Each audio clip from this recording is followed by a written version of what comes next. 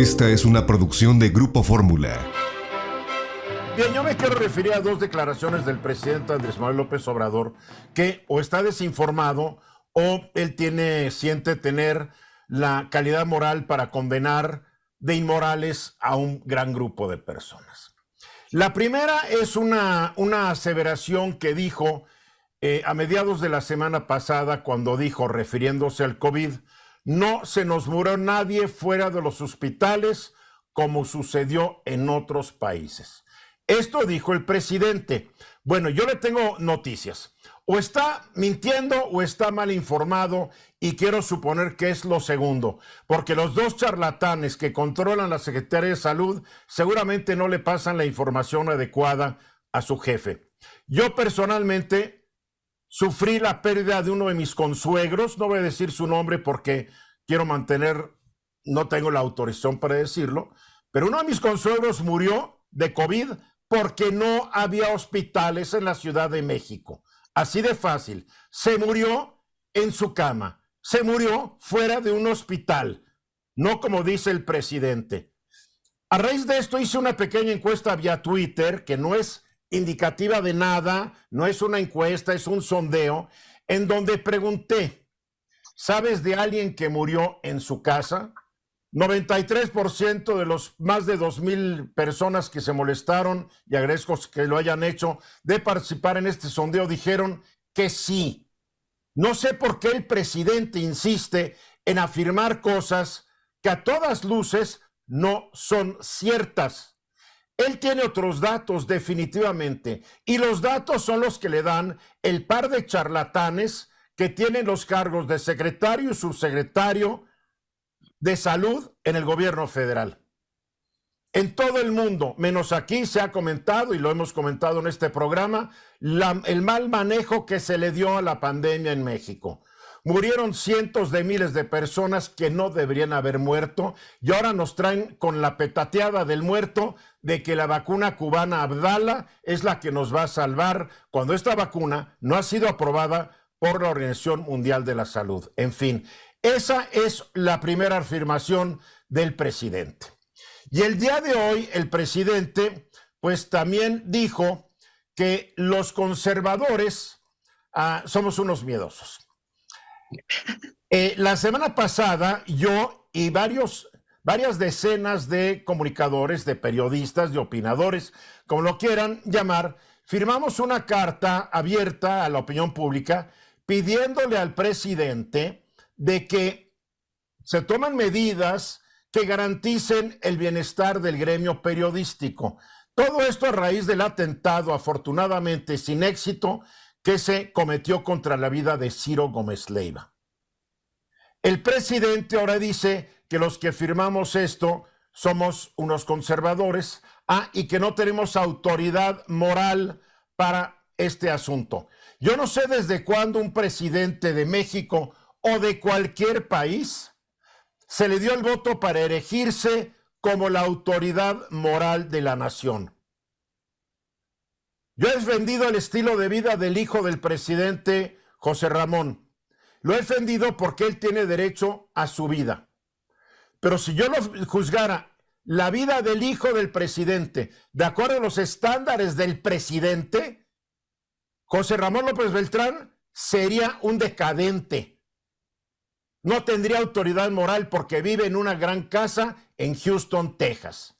Pero no, tiene todo el derecho a vivir como quiere, como yo tengo el derecho a pensar como quiero, sin que un presidente o alguien me descalifique y diga que no tengo autoridad moral.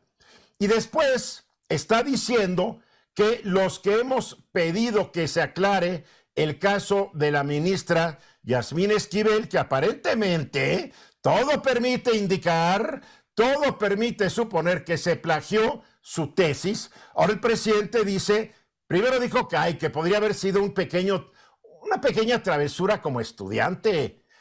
Pero que ahora los que la están juzgando tampoco tenemos autoridad moral porque nosotros fuimos cómplices del régimen pasado. Al presidente se le olvida que cuando él era un desconocido político tabasqueño, uno de los primeros que le dio la oportunidad de entrar a los medios de la Ciudad de México fui yo. Y lo entrevisté y llegó con sus cajas para demostrar que Roberto Madrazo cometió un fraude descomunal en la elección para gobernador de ya hace muchos años. Yo y otros periodistas que en algún momento de nuestras vidas o le abrimos las cámaras, los micrófonos, o de plano lo apoyaron, yo no fui de esos, cuando hicieron su primer crítica, quedaron invalidados moralmente, resultaron ser conservadores. Me quiero referir aquí, por ejemplo, a Ricardo Rocha, me quiero referir aquí a Carmen Aristegui, que caray, fueron aliados del presidente cuando no era presidente. A la primera crítica resultaron unos apestados conservadores buenos para nada. El caso de la ministra es de escándalo. ¿Por qué? Porque ahora ella dice que aparentemente nos quiere hacer creer que a ella le fusilaron su tesis, porque ella la empezó a redactar desde 1985, un año antes de la tesis similar que habría elaborado Edgar Ulises Báez Gutiérrez. Y todo se origina porque la UNAM, en una muestra de falta de valor, dijo que habiendo hecho una primera revisión, encontró que es similar. No se atrevió a usar el término idéntica la autoridad universitaria. Entonces, es idéntica. La ministra nos quiere hacer creer que ahora Báez Gutiérrez se la plagió a ella y la presentó antes, y yo creo que la UNAM debe aclarar esto cuanto antes, porque yo tengo copia de ambas tesis, ya las cotejé y son idénticas, idénticas. En fin, el presidente, en vez de moderar el lenguaje, en los últimos días ha exacerbado sus críticas, sus ataques y sus descalificaciones contra quienes piensan distinto a él. Eso no es ser muy democrático, a mi juicio. Guillermo.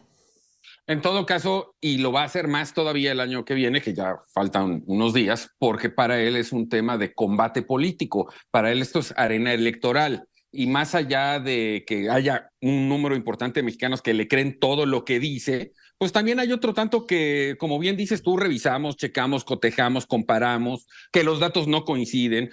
Lo que mencionaste del manejo de la pandemia, pero por supuesto que es un ejemplo extraordinario en ese sentido. Pero lo que a mí me queda claro es que para él esa es su narrativa y que, como además él la domina todas las mañanas, pues nos pone todos los días a hablar de lo que él quiere.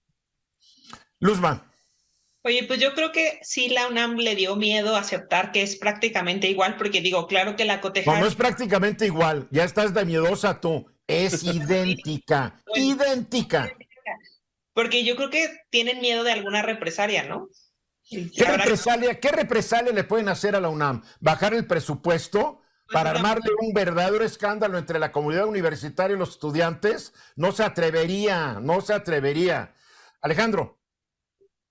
Pues sí, Eduardo, lo que dices es verdaderamente grave y me regreso al tema de COVID. Acuérdate que en un inicio, cuando inició la pandemia, las recomendaciones de las autoridades sanitarias es que la gente se quedara en casa.